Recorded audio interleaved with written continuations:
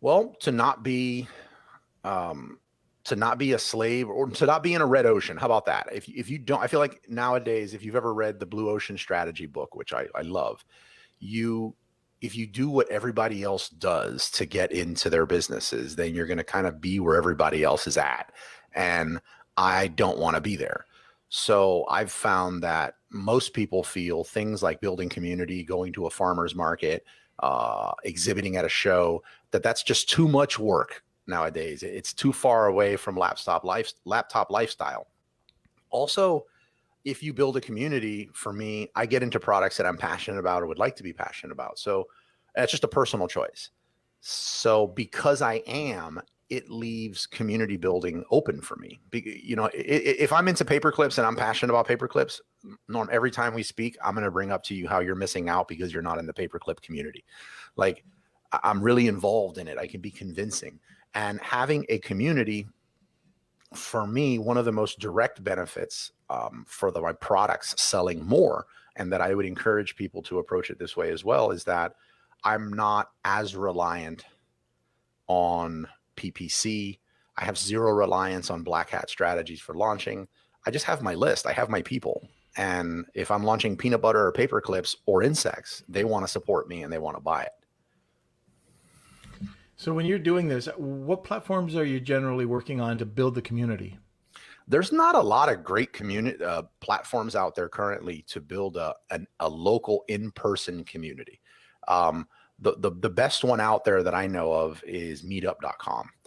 And I've used it for launching, like I launched some PL brands in the past that had to do with the scuba industry, for example.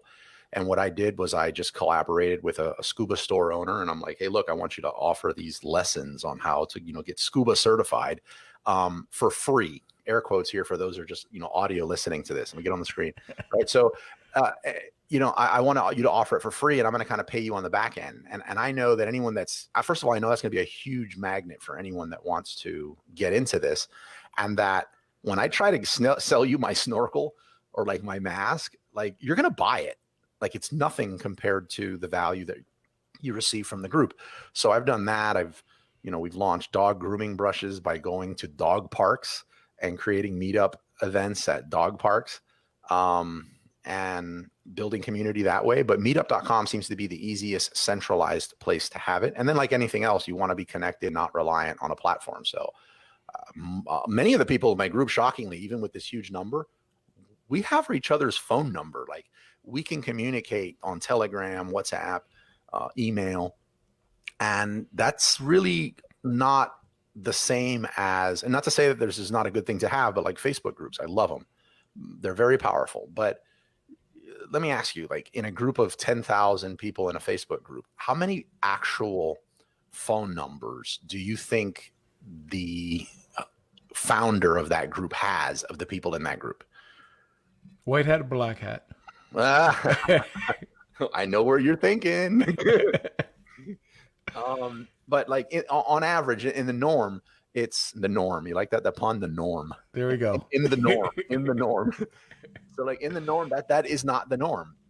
And being able to have such direct communication with your audience is huge.